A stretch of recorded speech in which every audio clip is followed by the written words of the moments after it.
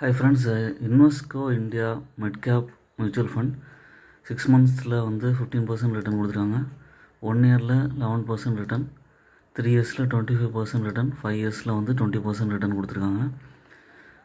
Minimum SIP amount 100 rupees invest பண்ணலாம். Fund size வந்து 13,000 crore. NAV 240 இருக்குது. Expense ratio 0.74%.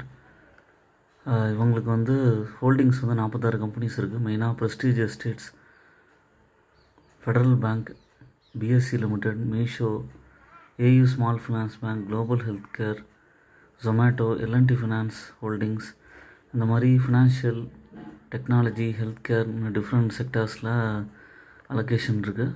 மெயினாக ஈக்விட்டியில் 99% அலோகேஷன், கேஷில் 0.64% அலோகேஷன் இருக்குது. லார்ஜ் கேப்பில் 18% ஸ்ப்ளிட்டு, மிட் கேப்பில் 57%, ஸ்மால் கேப்பில் 24% பிரித்து இன்வெஸ்ட் பண்ணுறாங்க.